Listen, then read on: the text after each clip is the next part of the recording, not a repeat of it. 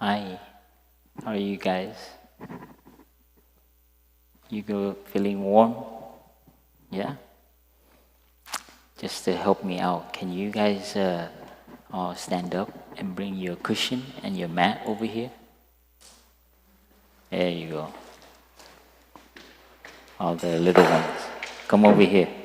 All the way over here. So I can see you, okay? Wow. It's so slippery. There you go. Come closer over here. Make like a circle. There, now I can see your faces and your nose. You can come in here. Come closer here. Yeah? Come closer here. There. Now I feel much better. There you go. Come closer.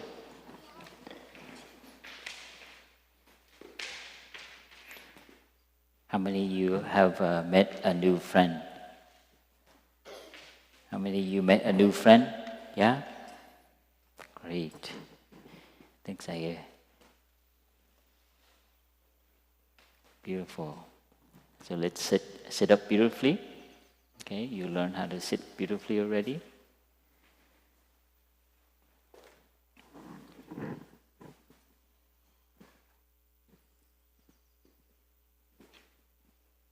So we'll listen to the 3 sounds of the bell, okay? Some of you are already in meditation mode. I see.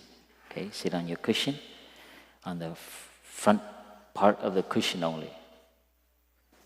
The front part. Sit on top of it, but on the front, not in the middle. So your knees drop down like this. Okay?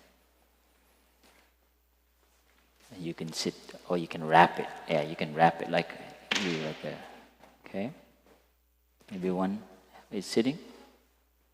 You can scoot it over here. Yeah. Okay.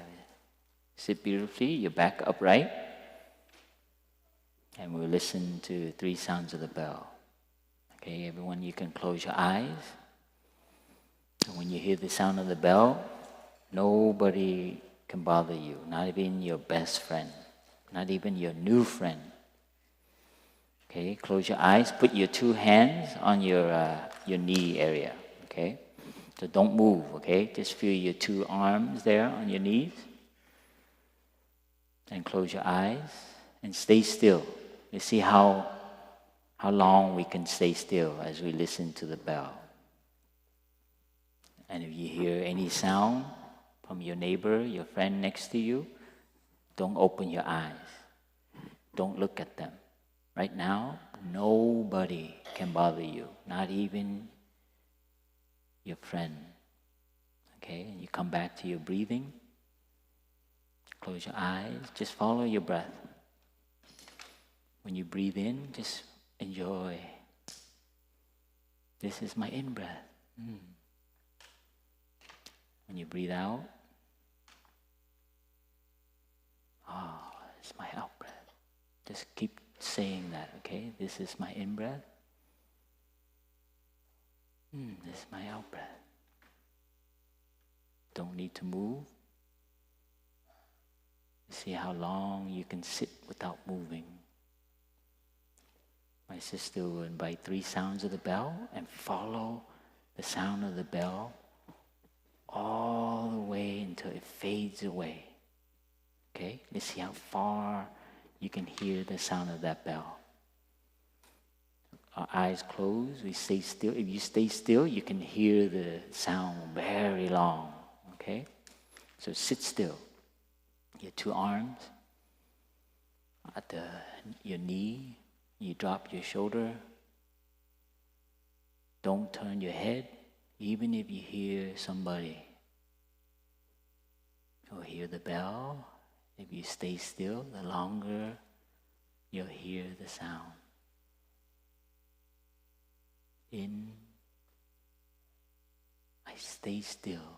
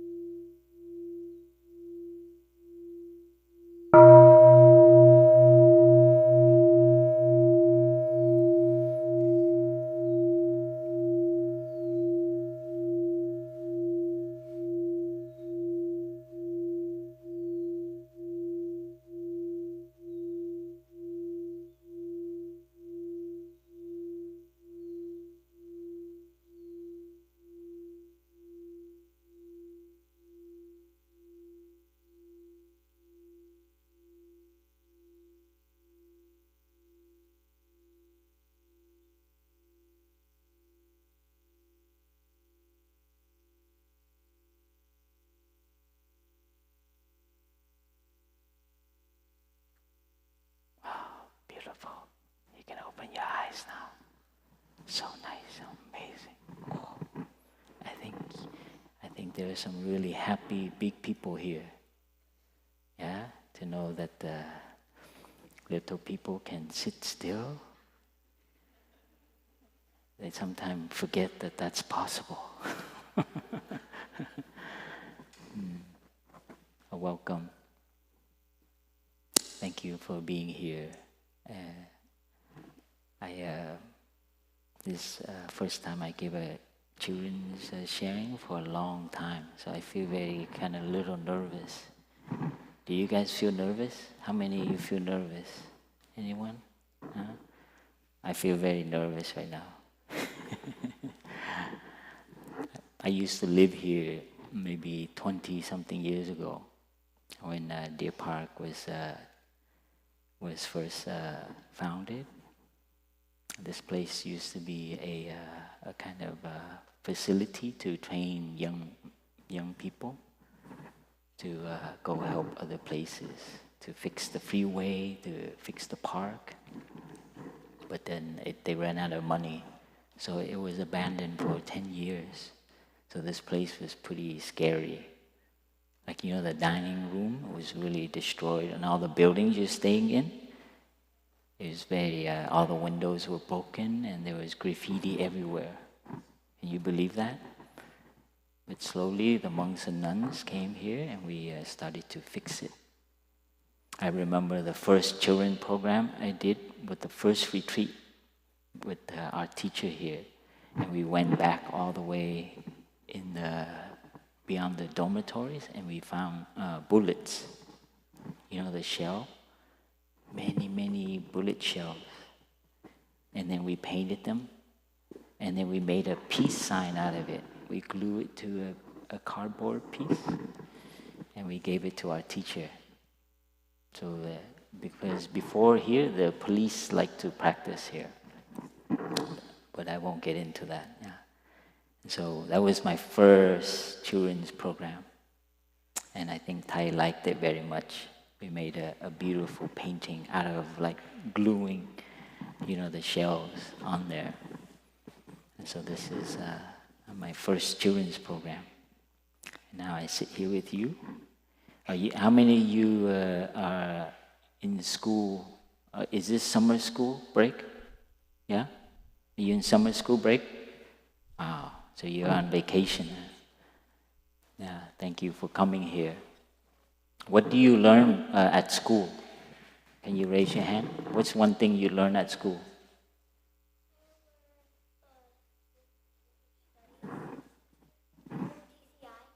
TCI?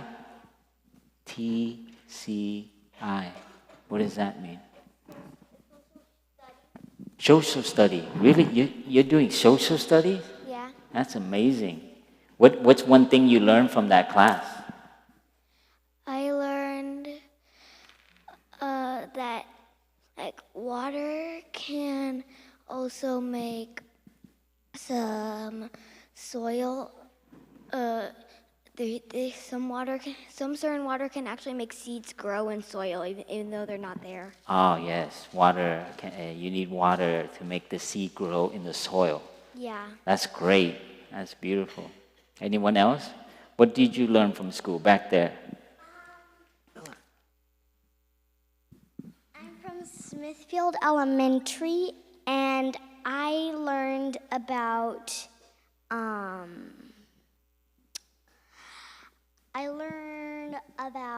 the letters and how to spell sight words.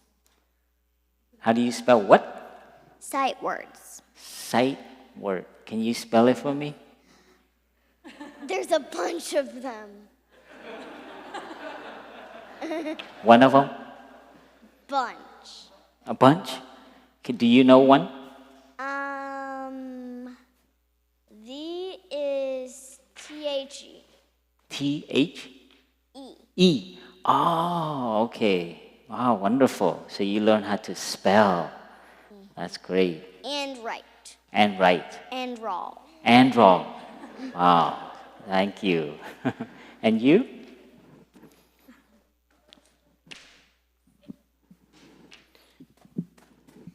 I come from Nichols Elementary, and in art class, I learned how to make a self-portrait.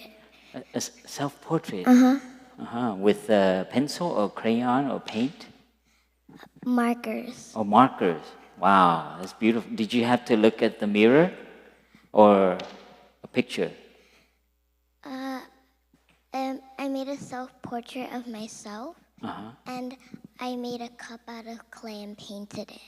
Oh, you made a cup out of clay and then you painted it. Oh, you took ceramics, huh? That's beautiful. Do you remember your self-portrait? Yeah. Did it look like you? Yeah, but I had shorter hair. Oh, you had shorter hair. Okay. Wow, beautiful. Thank you. Maybe a few over here, since we had some over here already. You want to give it to them, your friend? Yeah? Careful for the flower there. Okay. I went to Green Central Elementary. Sunflower Elementary. Green Central. And I learned a lot of science and I learned Spanish. You learn science and Spanish. Un poquito español? Sí? Can you say something? Sí. Sí? Sí? Yes. Oh, can you say one more? What? Can you say a sentence in Spanish? Español? Yo aprendí a hacer mucho español. Sí, bueno. Muchas gracias. My name is Vita, and I'm from Victoria Elementary School, and I learned how to write my ABCs. You how to write your name? ABC. You learned the ABCs. Oh, great. Thank you. I think I have to remember that one. How about you? Learn your ABCs. I go to the Ottacreechee School in Vermont, and I do too much stuff. Way too much stuff. What? You learn too much stuff? Yeah. Oh, yes, I see. Reading, math, Spanish, a ton of other stuff. Oh my God, I totally understand you. Yeah. Do you have time to play? Yeah. You do? Oh, good. I'm so happy that you still have time to play. Well, and Once back I get to middle school, I won't. Oh, thank you, huh? Pass it back there. I go to Oak Hills Elementary, and I learn how to write 5-paragraph essays. 5 paragraphs. Wow, nice. Yeah. That's like the Yeah. beginning, the body, and the tail, right? So it's like the intro paragraph, and then like the 3 detailed paragraphs, and then the conclusion. That's right. That's great. I remember that. The 3 chunks in the middle. You have to make up some stuff, right? Yeah. Yeah. Okay. You can say it in one sentence, but you have to make 5 paragraphs. My name is Vera, and I go to Hilliard Horizon Elementary School.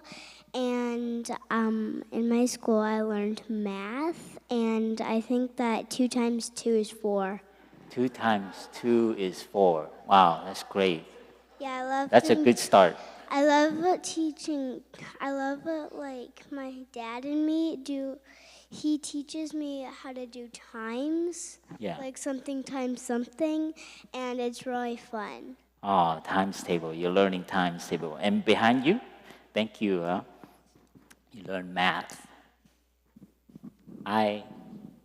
What did you learn in school? I learned that learning how to draw is good for you, and also drawing is precisely very good because look at all the art you can see. Art. All the drawing, right? Art. Do you like to use crayon or paint or pencil? Paint. You like to do paint? Mm-hmm. Oh, wonderful. Please keep doing art, okay? Thank you for sharing. Now my next question, okay? My next question is, so far, what have you learned at the monastery? Oh, You have one? Okay. Here, mic over here.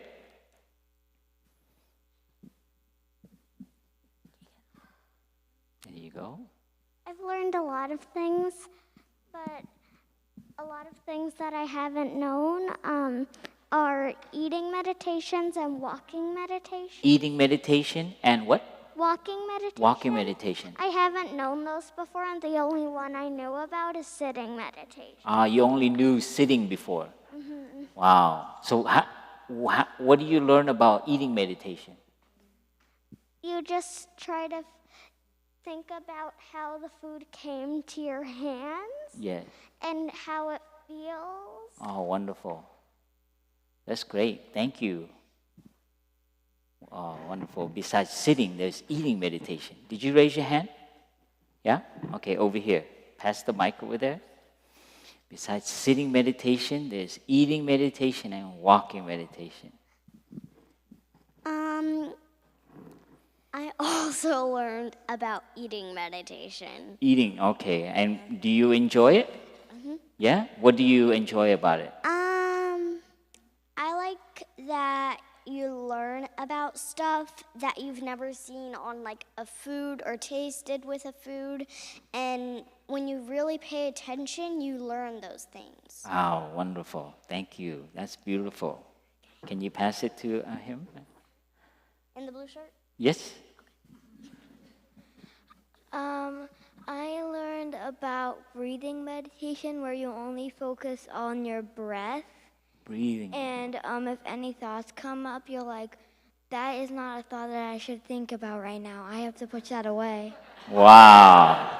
You know, I'm still learning that myself. It's like a long process. Sure. Thank you for sharing that. I wish you luck, huh? Yeah. Can you pass it, friend here? I learned about bell meditation, and when you see a bell, you close your eyes and only focus on the bell. Wonderful. Listening to the bell meditation. Beautiful. Man, you guys are learning such beautiful stuff. Careful with the flower. There you go. I learned about walking meditation because I never knew that there is wasp in Deer Park. There's what? Wasp in Deer Park. Wasp? Like bzz, wasp? Okay. Yeah, but you learn walking meditation?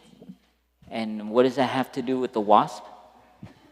I didn't know that there was a wasp in Deer Park. I see. So maybe during walking meditation you noticed it? Was that? Is that right? Okay. Wonderful. Yeah, walking meditation, you start to find out a lot of things, right? Thank you. You can pass the mic back to our brother back there. So today, I'm going to share with you a few other things, okay? So everyone can, you can learn 4 other things, okay? One thing that you can learn is how to be like a mountain, okay? So everyone sit up beautifully, okay? I'm going to teach you. When we sit in meditation, you know, you sit like that, you know what you're trying to create is a sense of a mountain. Okay, you know what, everyone knows what a mountain is? Yes? Yes? Okay. I'm going to draw for you. I'm going to do drawing meditation. Okay? Who knows what a mountain looks like? Okay, oh, I hope I draw the right, proper mountain. It's kind of like that maybe? And then maybe a few hills, and then maybe a river, right? Yeah. You see? And what is, when you think of a mountain, what do you think of?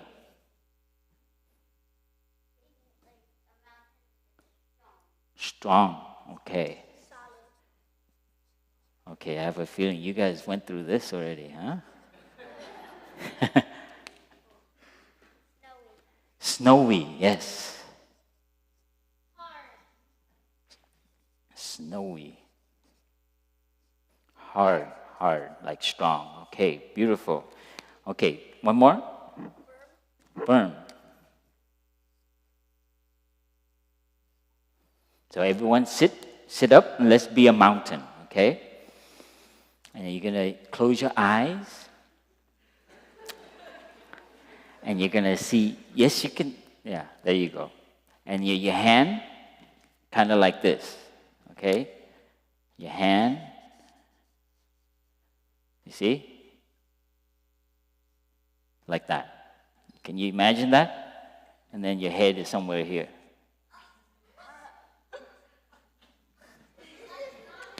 Okay? So sit like that. Your shoulder down, put your arm down on your knees. So if you can sit on the cushion, it's good. Fold your legs and sit like a mountain. Here, I'll show you, okay? I'll do it with you. And we're going to try to feel like the mountain. That means solid, firm, and our head is very snowy. Okay, imagine snow on top. That means it's very cool, okay? Close your eyes. Don't look at me now. You have to look and imagine the mountain. Okay? You're on the mountain and your two arms, relax your shoulder. Now really close your eyes because you cannot imagine it if you open your eyes. Okay, see that mountain. And when you breathe in, you feel solid like a mountain.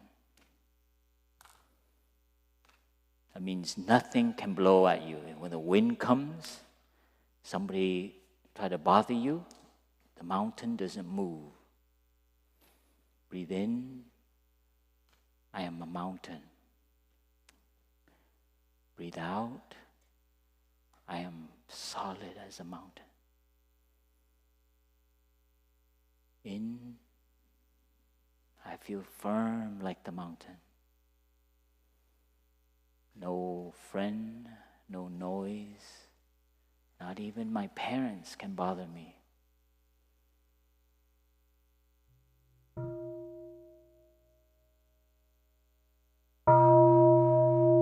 In, I am a mountain, very solid. Nothing can move me.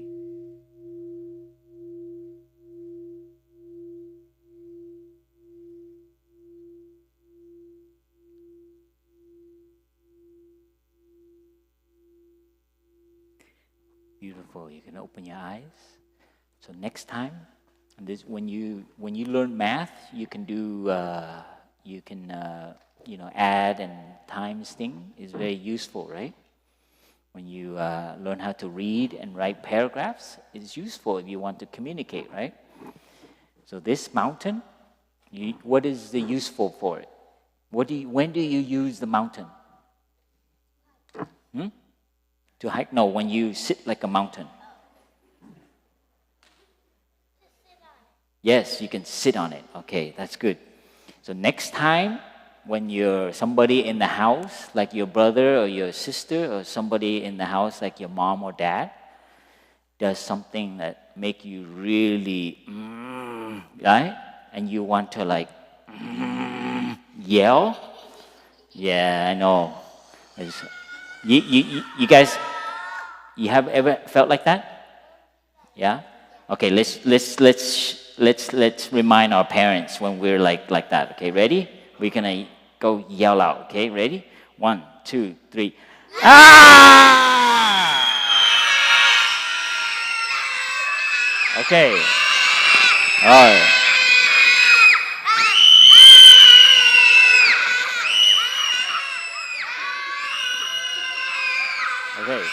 Okay. Good. Right. All right. Mountain. Now back to mountain, okay? Sit like a mountain. Ooh, there you go. Just remind us that we can be like that. Now sit like a mountain. You feel that? Feel that energy. Feel that energy. Close your eyes. Feel that energy. Okay? Mountain. Come back to mountain. You feel your heart? Feel your heart. Close your eyes. The energy, let it settle like the mountain. Relax your shoulder. So next time you feel like that, please remember to use the mountain. Go to your room, run to the bathroom, sit on the toilet, close the lid, of course, and sit in there like a mountain. Do you remember? Okay? That's when you use the mountain. When you, in your head, you're like really angry or you want to like destroy your room and throw your clothes everywhere, that's when you use the mountain. Remember, okay? Remember, math, what do you use math for? Right? To use and add numbers, right? When you learn ABC and learn how to write, you learn to communicate. Art, you want to enjoy and offer art and beauty to the world, right? So remember, mountain, you use it when you have that crazy stuff coming up, right? I think your parents just heard that. It was really scary. Oh, I thought it was gonna go like this, like the volcano, you know? Like the mountain become a volcano. Luckily, we're good. What's one other thing you can learn is to be like a flower.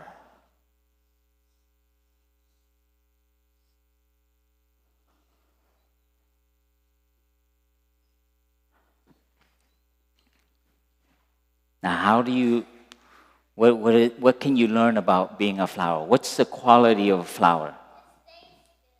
It stays still, okay. What other qualities that you like about the flower?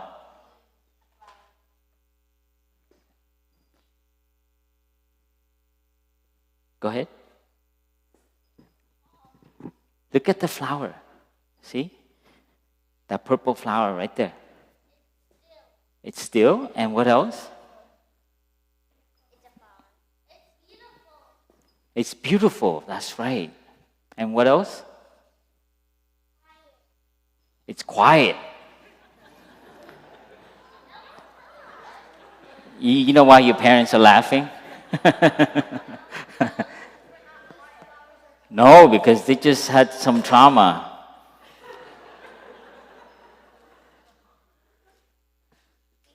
Quiet. Peaceful? Did someone say peaceful or? You say peaceful? Okay, peaceful. Colorful? What else? Back there? It smells good. Wonderful. Okay. Smells nice. Beautiful. Those are really good. Now, we're going to learn how to be a flower. Okay, everyone sit. So you see all those things? Learn to be beautiful. See, when your face is like this and you're angry, does that look beautiful?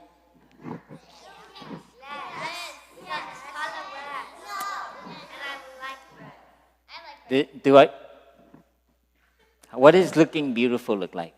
Can you give me your beautiful face? Give me your beautiful face. There you go, see? Okay, let me see your beautiful face. You know when someone takes the camera and put it in front of you, right? What do? Do you see your parents? They go like that. Okay, so everyone sit beautifully. We're gonna be a flower. What's your favorite flower? Some of your what's your sunflower? Magnolia. A Venus fly catcher, right? Oh, those are beautiful looking flowers. Lotus? Lotus.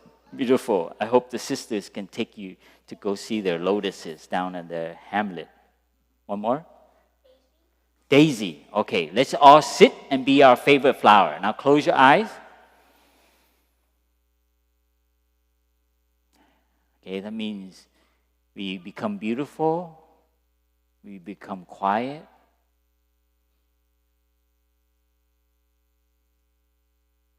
We become still. And we feel like a beautiful flower.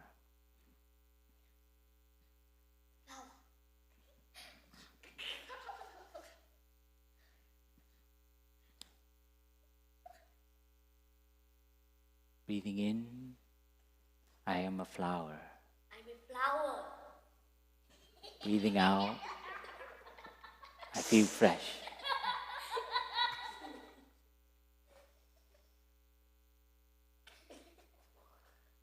So when do you use the flower? When do you use the flower? You? When you get angry? Okay, how about you? You go in the bathroom and you can be a flower. That's great. You're going to remember that? Okay, and you in front? You go to the bathroom, stay calm like that flower, and then stay still and just do whatever flower you want. Wonderful. That's great. I'm going to teach you a trick, okay? How many of you have your parents here? Yeah? Most of you? Anybody here by themselves? No? No, okay. You have all your parents here, right? And your parents know how to practice, right? So they also learn the flower and the mountain, right? So when you, this is how you can offer your parents a flower, okay? Everyone, put your hand together like this, right? Hi, Mom. Hi, Dad. This is a flower for you. And then you go like this. Like this. You put your head in there. And you could be any flower you want. You can go, hi, Mom, Dad, this is a flower for you. Right? Yeah, as long as it's in between your palm, okay? Right? Ready? You go like this. You stand in front of your mom and dad. When they come home, the first thing you're going to do, they see them and say, Mom, I got a flower for you. And you go, you bow like this. And then you go, I'm your flower, right? If you say it, you could say it, but you don't have to say it too. You just go, Mommy, I have something for you. And you go like that, okay? See, you don't have to go buy the flower. You don't have to do anything. Can you imagine your parents coming home and see you do, that's the first thing you do to them? Yeah, it's going to be, next time you surprise them, okay? When they come home and they're not expecting it, you can surprise them with flower bombing, like that, okay? And here's another trick. Some of the kids have shared with me, some of the parents share with me, that after the retreat, they go home and their children offer them flower when they see that the parent is not happy, right? And it's so beautiful. So when you see your mom and dad, they're not happy, they come home and they're kind of sad, like that, like the flower that's kind of wilted, right? They need your flower. So that's how you use the flower, okay? You say, Mom, I'm your flower, like that, okay? Can you remember that? This is how you use the flower, okay? To offer to your... Can you think you can do that to your brother or your sister? No? That's more advanced. We have advanced training for that. Okay, everyone, do your flower, okay? We're going to stand up and offer to our parents with the small sound of the bell, okay? So thank you for learning the mountain and flower. And you'll learn 2 other things in with your teachers, okay? So with the sound of the bell, we can all stand up and turn towards our beautiful parents, okay? Okay, join your palms. Remember, put it near your heart. Stand up. There you go. And then with the sound of the bell, you bow. And you can say, Mommy, Daddy, I have a flower for you. And then you put it under your chin. Oh, can you say it? Yeah, Mom, I have a flower for you. Okay, thank you, everyone. You can go and enjoy outside, okay? You guys nourish us very much. You guys can go outside and play and run around, yeah? Thank you for being with us, okay? See you later. Thank you. I will write a 5-paragraph essay Yes. about the monastery. Oh, you're going to write one about the monastery. Okay, great. Make sure you send it to us, okay? Thank you, everyone.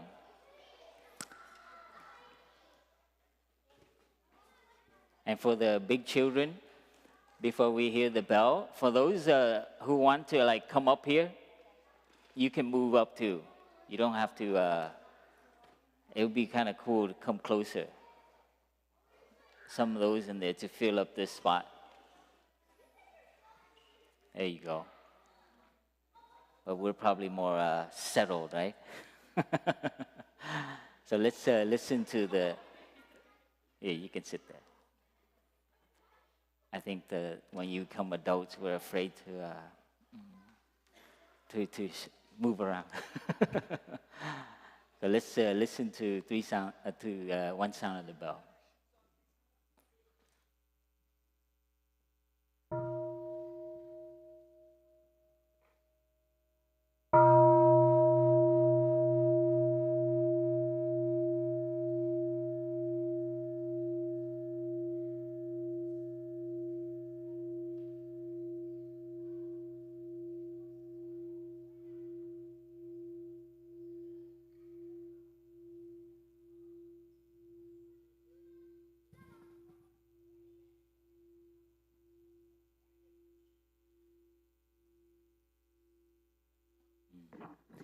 Dear Thai, dear Sangha, thank you for hanging on there. Okay, I have a reputation for messing with chaos. And last teen retreat, I almost did the same thing and lost control.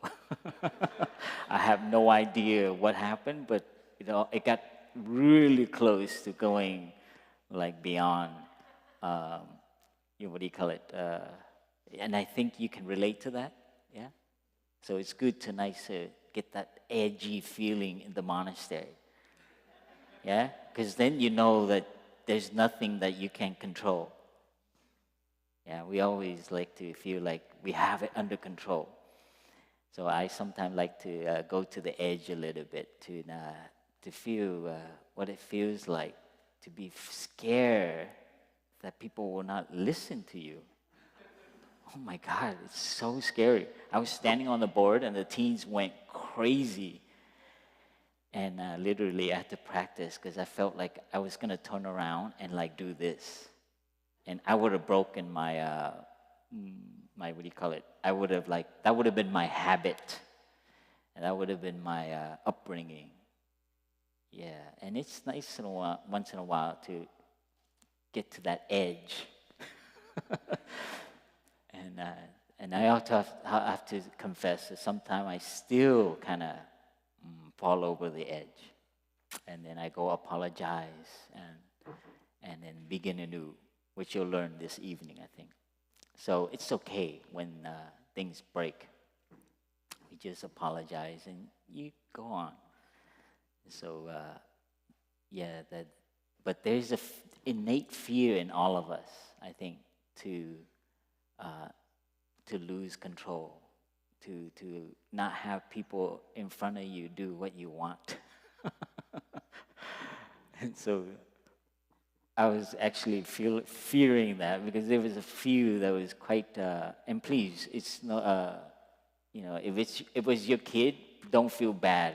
This is why we're here, like I shared in the evening, and for us to practice with your real environment and not to make it too, laboratory, monastery, quiet. And you can't use that when you go home. So we try to do like kind of edgy a little bit to mimic as much as possible. 50-50. as you can see in the dining hall, after 2-3 days, it changes. And so beautiful to hear what they're receiving already in the teaching. And I think we can all relate to that. So it's not just for the children. So thank you for being a parent, and supporting families and supporting this is the future, how we learn to raise our family differently, as well as to find peace again with the way we were raised. So those two go hand in hand. Yeah, I love sometimes to contemplate or to think about, like, would there ever be a manual to parenting that, like, you would get it all? You know, like you read that, you got it down. You know, it's like become a doctor. You go and you become a good doctor. But it seems like, you know, it's not possible with parenting. That there's really there's something to that process, and it involves suffering and frustration, unfortunately. I've been in the monastery, and I've done consultation to all forms of parenting, whether it's from the young people, the teenagers, to the parents themselves.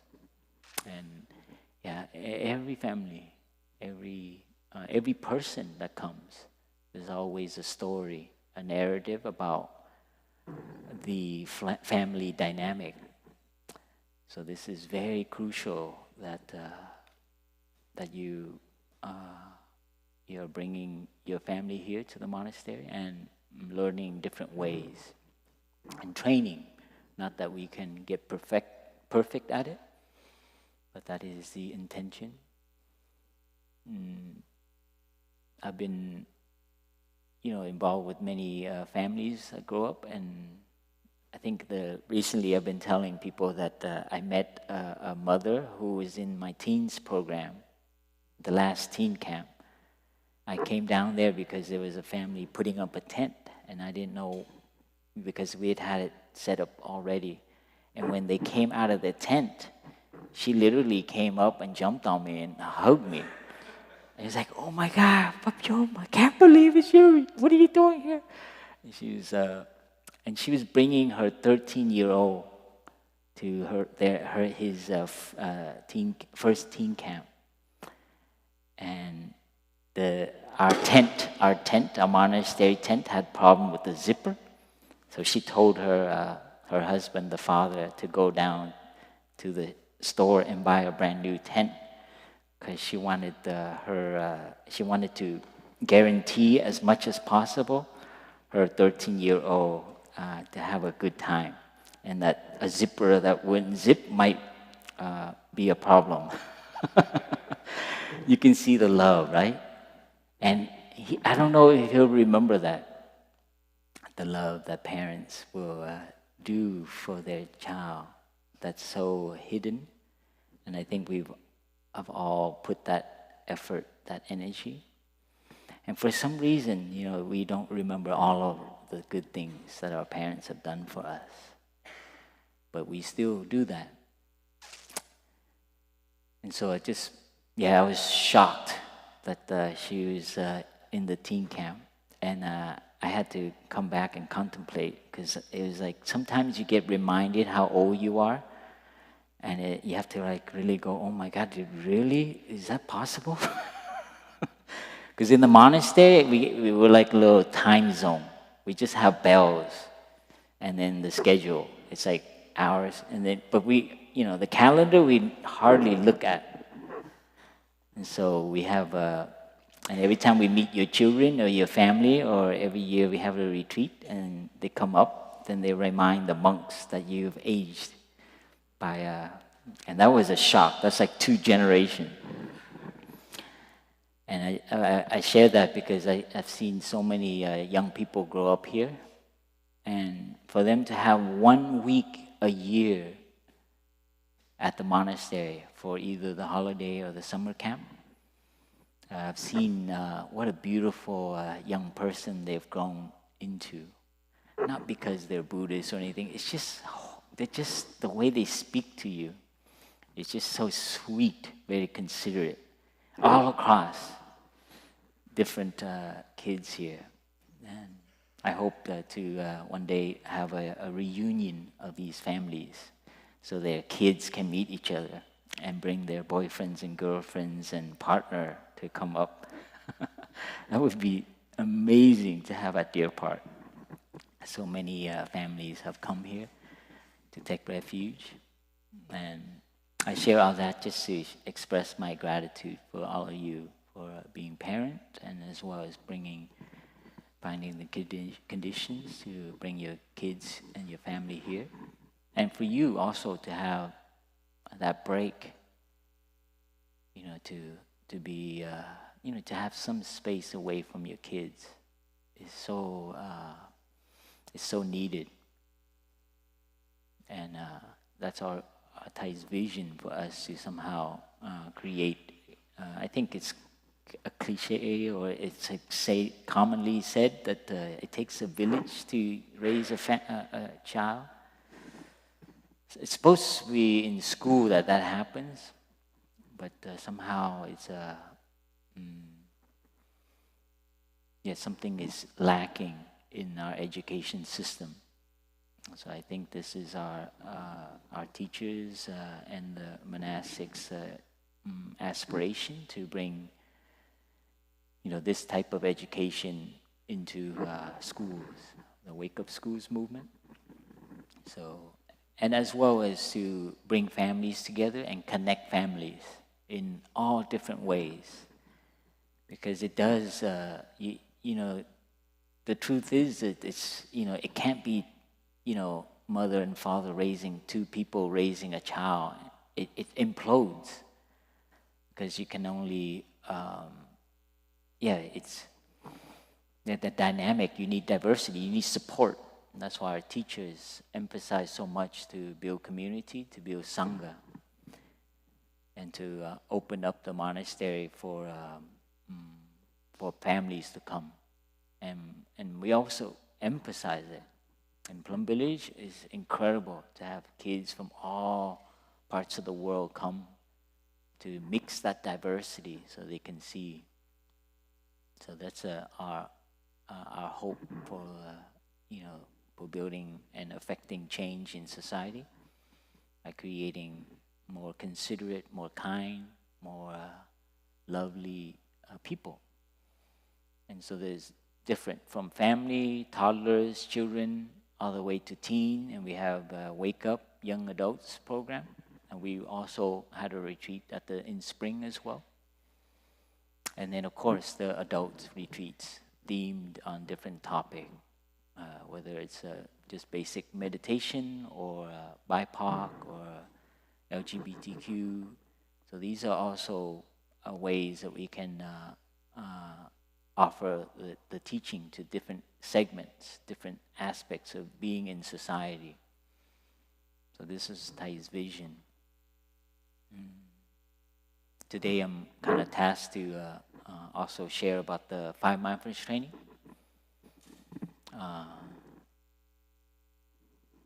And some of it at the last day, the morning of the last day, we'll have a chance, a ceremony for us to receive and to practice the Five Mindfulness Training. And how many of you are not familiar with the Five Mindfulness Training? Or how do you say it? How do you know about the Five Mindfulness Training? Yeah? Or it's like new to it, most of it. Yeah, never heard of it. So yeah, our teacher's vision to bring the Five Mindfulness Training. Originally, they were called precepts. They're kind of from the Buddhist time, the teaching to the lay friends to help guide people in their practice. So those are the origins of it. So in the Buddhist tradition, it's very how do you call it? When you go to the temple, you take the 5 mindfulness training. And traditionally, that's how it works. I took it when I was a kid. I didn't know what I was taking it, so it's a very cultural thing. But our teacher has really updated its meaning and its practice for our modern times. So they're not called precepts, but called mindfulness trainings. Meaning when we practice meditation, it's just not, an internal, individual thing about ourselves only, about finding calm, peace, although that is the basis of it. But as everyone knows, we interact and we are in the world in relation to others. So the 5 mindfulness training is a way for us to bring the meditation and then have it be part of our life as we examine, study. So that's what the training has evolved to. So it's not like no killing, no stealing, no lying, no sexual out of wed. What is it? What's that word? Yeah, out of wedlock, sexual. What do you call it? I forget those words.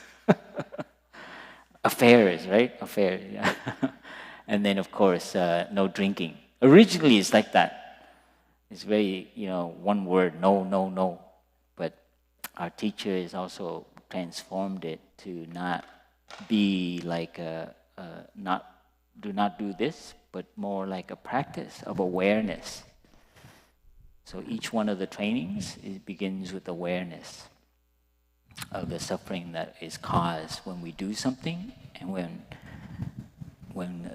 the happiness that is produced when we don't do something. So this is a very more positive way of doing that. And since this is we normally in the retreat we have another day and then we'll have a presentation. But because of this retreat this year is 1 day shorter, we don't have that. So the organizers asked me at least to go through it. And I feel kind of like uneasy about it because normally it's like a 2-hour session. And actually it's lay friends who will be presenting the 5 mindfulness training from their own application and experience. But we won't have that presentation this retreat. So I will at least expose them to you. And then maybe tomorrow, a question and answer, we can also look at it. And for you to also take the training, the sheet of it, and read it and also reflect on it, see if it's something that applies to you. So the first training is so I'll read it to you just so that I do my part, which is to expose you to these 5, and then I can share some more, okay? And these trainings are like concrete ways for us to gauge our practice.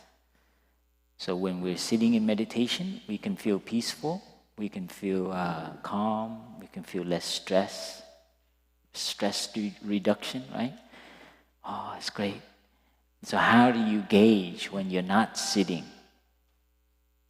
So the 5 mindfulness training is the way to gauge your meditative state, your peace, your happiness, while you are no longer sitting in meditation. You understand?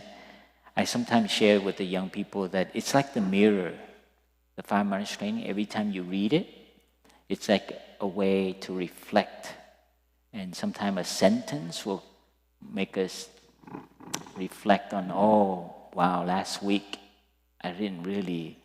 this was a difficult situation. So it begins to kind of like scan your day-to-day activity.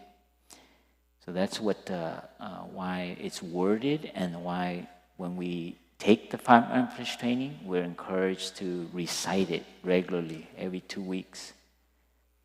Because practicing meditation in isolation in a room it's easy, but when you interact, we need a way to check ourselves. like the mirror. So you say, oh, how am I behaving? Oh, I didn't say very nice things. Or I've done something that's not in harmony with my values. You see? So the Five Mindfulness Training can be looked like that. It's like a mirror for us to reflect, to contemplate our mindfulness practice in our daily life. Some people, and I think our teacher has shared, so it's also like the northern star. It keeps us kind of like be aware of what we value and what we're training to. And sometime at a retreat, people have that kind of enlightenment. It's like, oh, how I've been behaving is not helpful. And so they take the fourth training about communication, about loving speech, and they use that to guide their practice in their relationship. So without further ado, I'll read it for you. And it's just, I see it as a contemplation, okay? The Five Mindfulness Training.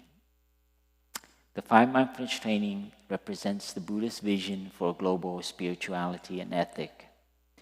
They are a concrete expression of the Buddha's teachings on the Four Noble Truths and the Noble Eightfold Path, the path of right understanding and true love, leading to healing, transformation, and happiness for ourselves and the world.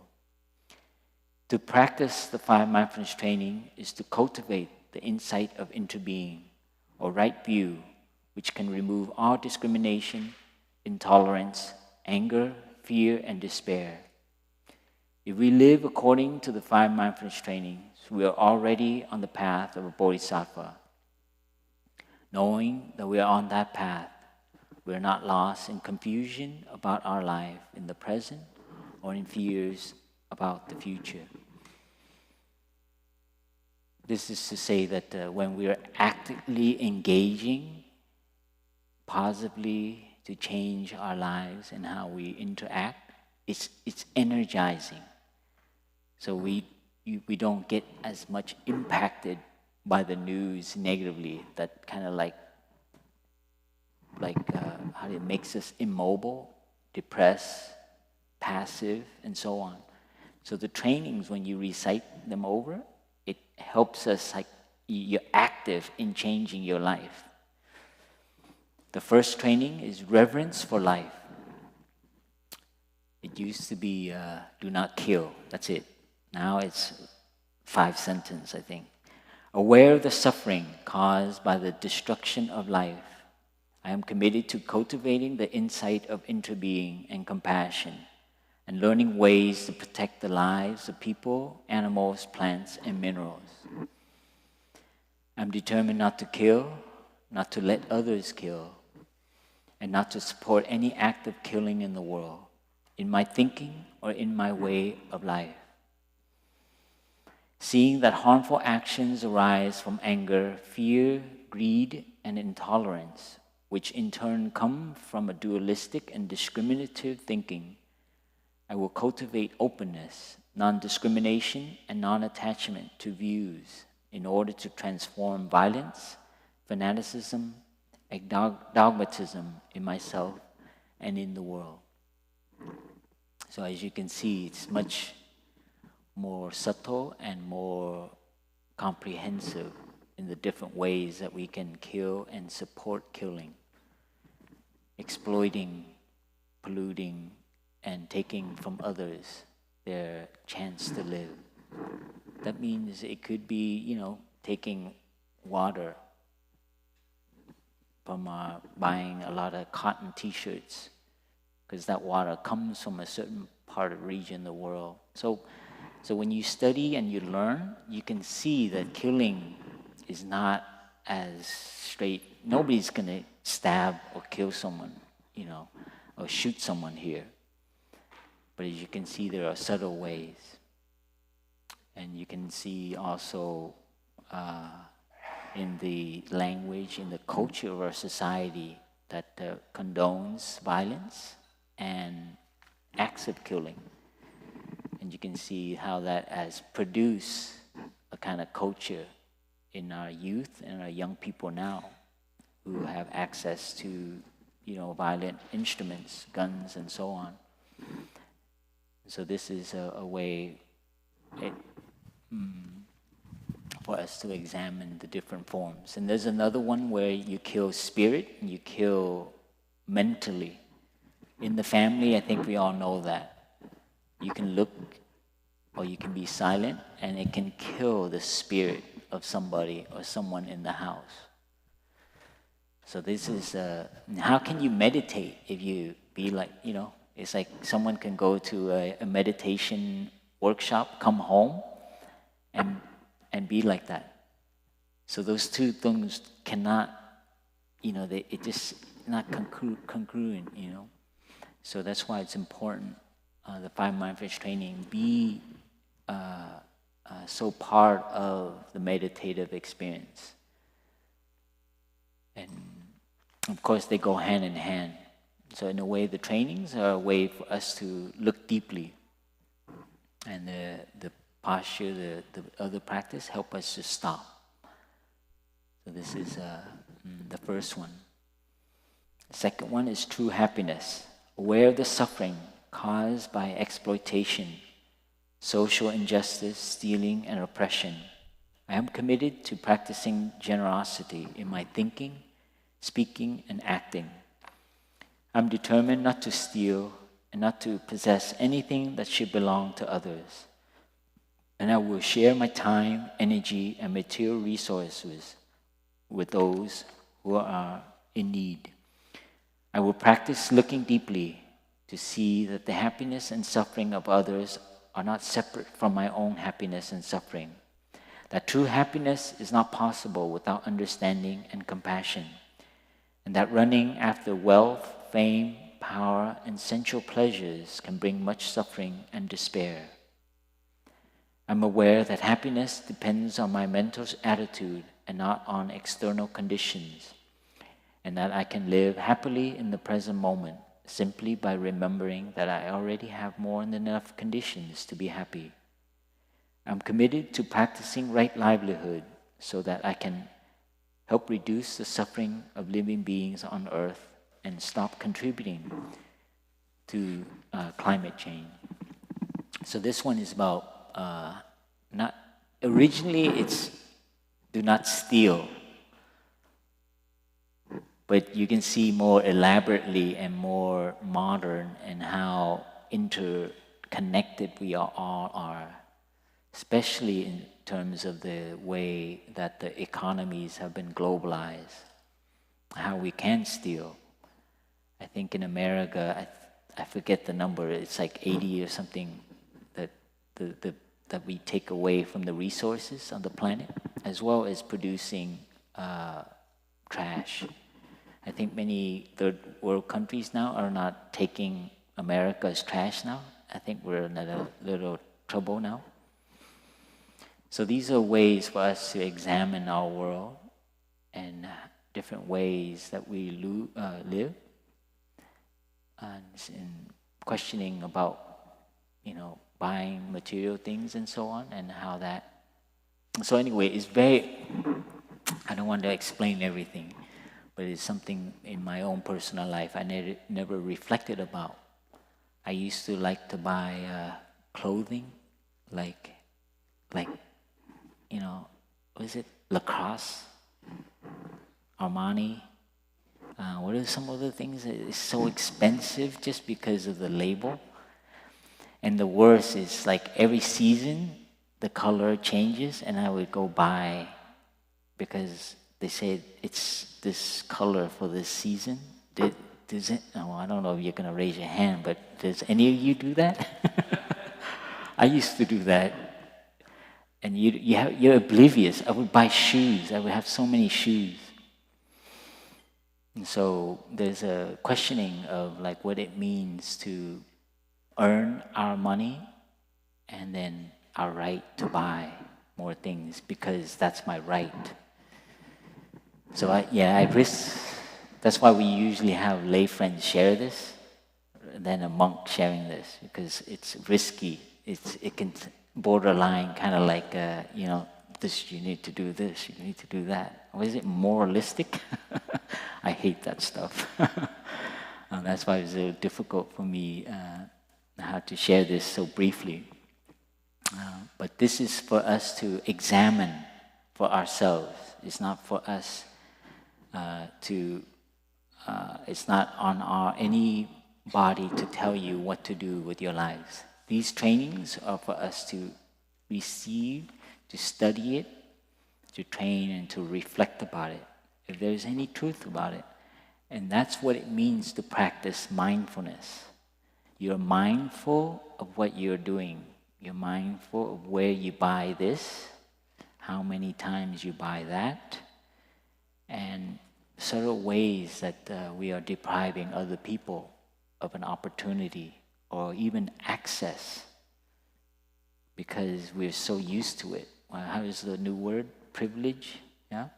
And this is, the teenagers are so with it. That's why I have so much hope for the future.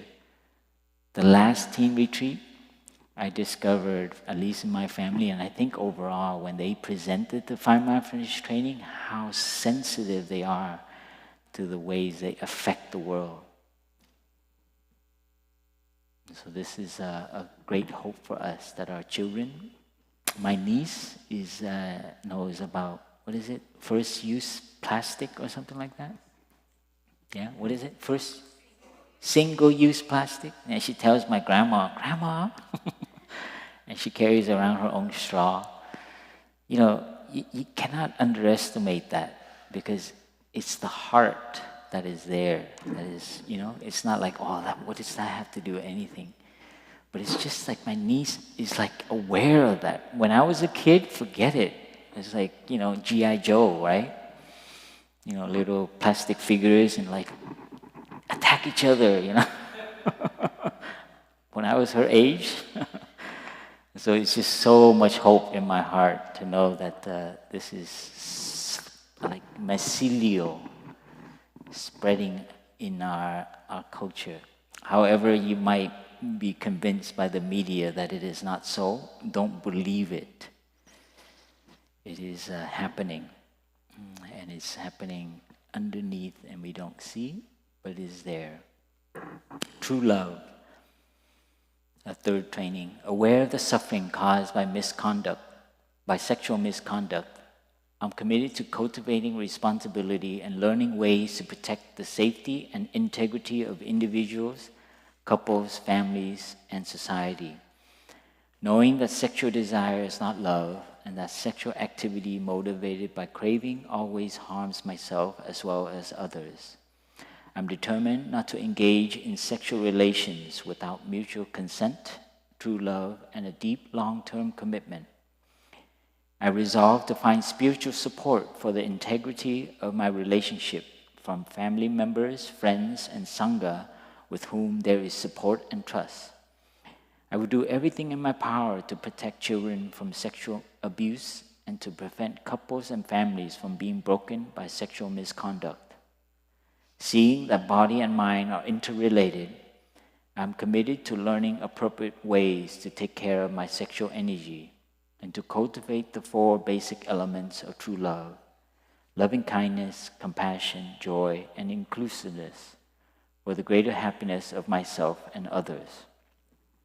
Recognizing the diversity of the human experience, I'm committed not to discriminate against any form of gender identity or sexual orientation.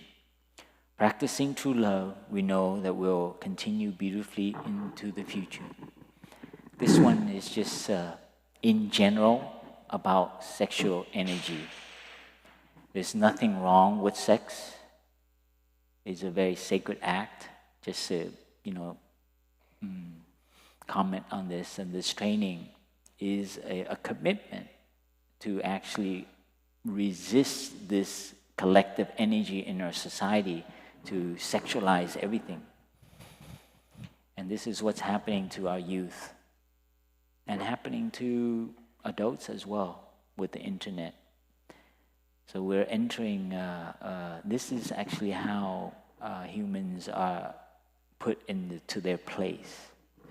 When you are addicted, when you are bubbled in an energetic way, you will just follow the establishment. Well, that was a little borderline anarchist. I grew up in Los Angeles, and so I have immediate experience of this, of being kind of like having friends and so on, and how it's so prevalent and accepted. The last teen camp, we had a separate sharing with the boys and the girls, and one young man shared that he suffered because there's this expectation for him to have sex when he gets to a certain age, and he suffered like that, and he cried. He said the expectation, the peer pressure for him is too much. And this is what we're talking about. Not any particular transgression or misconduct, but overall how we, that kind of framing, that way of looking, that narrative is so prevalent in our culture, modern culture. And I think it's become quite dominant because of social media as well. So this is what we are looking at. And it's not to be righteous or moralistic or what is it? What is it? The prude or what do you call it? But it actually is to recognize this energy and how it is moving through and causing suffering in the world. So of course the obvious one, affairs and hiding and perversion and addiction, and those are very obvious, right? That's why that is so drastically, causing harm. But the even subtle ones, even when we look at people and you expect certain things, when we look at someone and you have categories and so on. This is the new, amorphing, changing forms of, and this is where the Buddhist practice can help so much. To practice, to watch how we perceive things and how we have ideas and notions about people based on the way they look, based on the way they behave and so on. And so the trainings are evolving. And the third, as some of you know, it's just been recently updated to include this kind of changing in our society, to include other people who orient, who express themselves, who identify themselves differently. This is a great challenge, and there's always a reaction. And this is something you can see the fear based on that. And we have to admit that being human, there is the sexual energy is part of that. And so this is something, how to move forward to see how to cause the least harm. Especially as you look at society, how it's sexual misconduct is very related to money, power, and fame.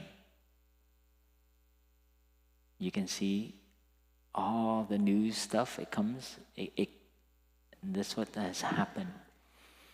So it makes us commit more to examine a little bit at how this is affecting our society and especially our youth. But it's a very, touchy topic. So that's why in the retreat, we also try to create safe and trusting spaces so that young men, young women can actually share, because there's no place to share like that. And it's so healthy to share all of that. And I've been involved with so many of those circles of sharing among young men, among boys as well.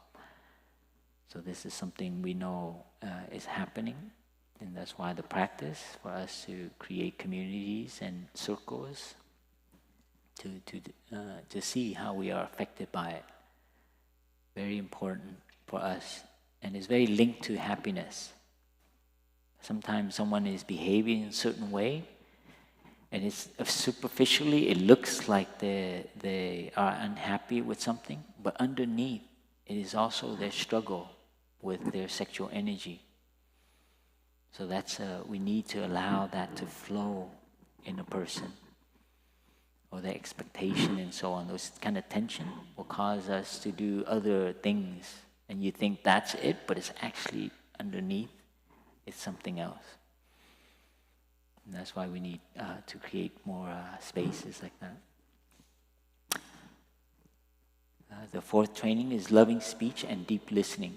Sorry, this is why we, this thing, it's so, compact in what it covers. So I apologize that you just take a break and breathe, because some of a lot of these issues are already kind of packed. So, loving speech and deep listening. Aware of the suffering caused by unmindful speech and the inability to listen to others. I'm committed to cultivating loving speech and compassionate listening in order to relieve suffering and to promote reconciliation and peace in myself and among other people, ethnic and religious groups and nations. Knowing that words can create happiness or suffering, I'm committed to speaking truthfully, using words that inspire confidence, joy, and hope. When anger is manifesting in me, I'm determined not to speak. I will practice mindful breathing and walking in order to recognize and to look deeply into my anger. I know that the roots of anger can be found in my wrong perceptions and lack of understanding of suffering within myself and in the other person. I will speak and listen in a way that can help myself and the other person to transform suffering and see the way out of difficult situations. I'm determined not to spread news that I do not know to be certain and not utter words that can cause division or discord. I will practice right diligence to nourish my capacity for understanding, love, joy, inclusiveness, and gradually transform anger, violence, fear that lie deep in my consciousness. I think Sister Tai Ngim shared quite a bit about a relationship yesterday, about how how we perceive things, and to create more spaces so that we can bring harmony and reconciliation. I think tonight you'll hear more directly, concretely about beginning anew, which includes deep listening and loving speech. And this is a constant practice. It's never can perfect it, because we have a lot of we have a lot of habits, and to restrain and to sometimes it just comes out and we speak in a way that causes harm, especially if we live in our rhythm for the day and the week it's like two people, and it's constantly just two people. That's not sustainable. That's why it's so important to have diverse communities, sanghas, and to vary the interaction.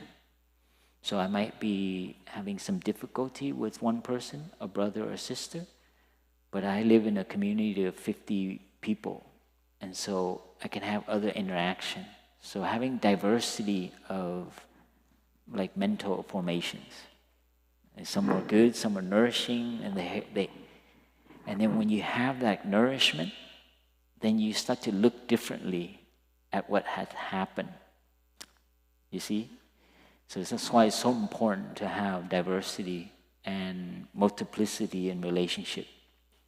So please remember that. So to practice loving speech and deep listening, it's not sustainable if it's just like insular. Does that make sense? Yeah. So please find, I think that's what it means to have friendship and to have other people that you can turn to, right? And our teachers emphasize a lot on community. And we learn to practice these two things in our Dharma sharing, right? One person speak, and we learn to listen and learn to not comment, like, dislike. That's being trained as you sit there in that circle. And you also learn to speak, not for the other person to project an image about yourself, but to speak from the heart. And that's also a training. So this is something we can look at if it inspires us to see if we want to train there. And one last thing, fifth training, if you want to look into this. Originally it was, the loving speech and deep listening. The original form of it was do not lie. That's it. You see how it's like become like 5 or 6 sentences. It's not just about not lying. The last one, the nourishment and healing. This one originally means do not drink. But in modern times, it means do not ingest toxic stuff for your body and your mind. Aware of the suffering caused by unmindful consumption, I'm committed to cultivating good health, both physical and mental, for myself, my family, and my society, by practicing mindful eating, drinking, and consuming. I will practice looking deeply into how I consume the 4 kinds of nutriments, namely edible foods, sense impressions, volition, and consciousness. I'm determined not to gamble or to use alcohol, drugs, or any other products which contain toxins, such as certain websites, electronic games, TV programs, films, magazines, books, and conversations. I will practice coming back to the present moment to be in touch with the refreshing, healing, and nourishing elements in me and around me, and not letting regrets and sorrow drag me back into the past, or letting anxieties, fear, or craving pull me out of the present moment. I'm determined not to try to cover up loneliness, anxiety, and other forms of suffering by losing myself in consumption, and I will contemplate interbeing and consume in a way that preserves peace, joy, and well-being in my body and consciousness, and in the collective body and consciousness of my family, society, and the earth. So you can see that it's moved from like not drinking alcohol, as you can imagine in the times of the Buddha, but now with internet, with shopping mall, with Amazon, what else? It's so different now. There's so many ways to get intoxicated. I know of a person who actually celebrates something by going shopping. Yeah, they celebrate by going and buying 2 bags of stuff, expensive stuff. And that's how they celebrate when they feel like they've done something good. Isn't that amazing? Yeah. It's luckily, I bought stuff like that, but not like to do it like an activity, as if it's become an activity, right? So it's not just alcohol, but it's like behaviors and things that you do that is like toxic.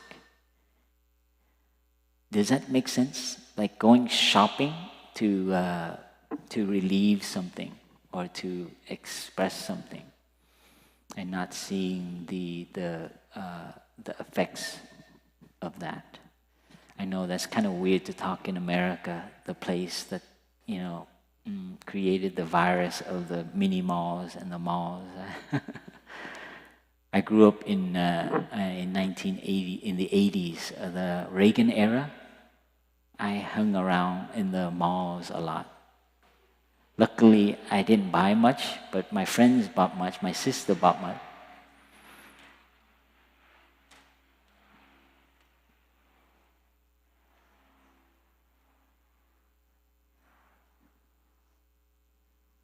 I used to sit at the bridge. There's a bench, and you sit there, and I love to people watch when everyone else is shopping. But here, toxin is also internet, magazines, and conversation. I just want to point that out. So this is a way when you practice meditation and you sit still and you get some relief.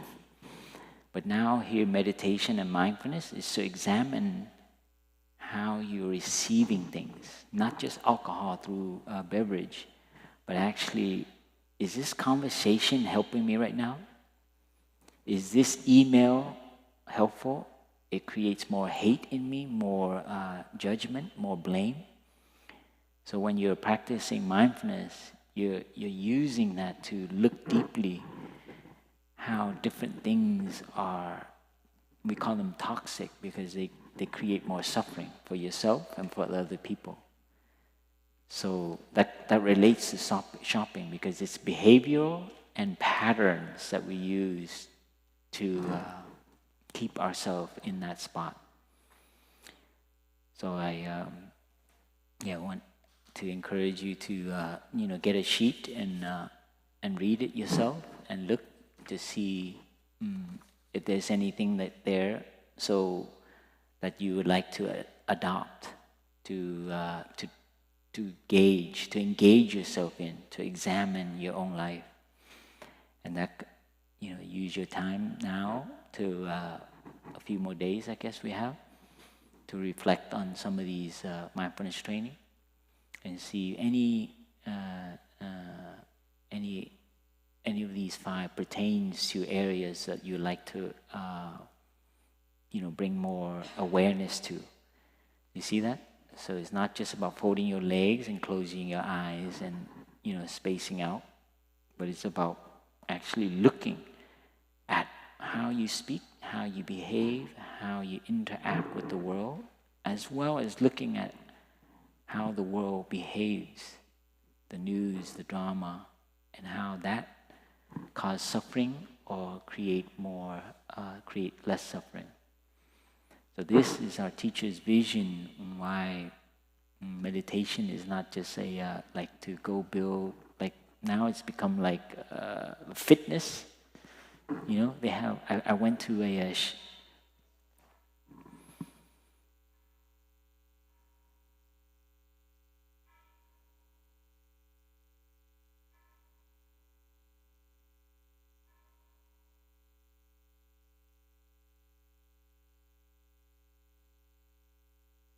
they have a meditation, how do you call it, center in San Francisco where you can go in there and you have a cushion and a mat, and it's really, really classy. And you can buy a credit card thing for your friend, $200 for a cushion spot. That's a startup. Is it a startup? I won't give you the name because you might go there, But you see, the meditation there is to get something and then you feel good and then you go on with your life. Here, our meditation is not just that. It's exactly examining all of your life. So please find a sheet. Are there any sheets back there? There's some? Yeah. We'll provide some back of the hall and in the dining hall for you to look at. And if you feel like some of it, what you're committing to is not that you become Buddhist or like you're going to become a militant about it, but what you're committing to is to use the 5 Mindfulness Training to read it every 2 weeks, okay? Remember the mirror. So you go learn about it, it's studying. So you're applying to go to college, university, and this is the course, the 5 Mindfulness Training. And you're going to look at it every 2 weeks and see, hey, how am I doing with my speech? Hey, am I exploiting anybody? Or who's exploiting what? So that's what the commitment is. It's not like you're going to, perfect it, but it's always you're committing to studying and evolving your practice so it's deeper and more comprehensive. I hope that's clear enough. Yeah, thank you for listening, and I apologize for the dense, things that was triggered in your mind, your heart. But I felt obligated from the organizers to at least expose you to this, because there will be a ceremony, and only take the training that you feel like you aspire to. You don't have to take all 5. You can take 1, 2, whatever that feels like you can try now and bring home to practice. And the ceremony is just the monastics and the community kind of like supporting you. That's what it all means. Yeah, thank you.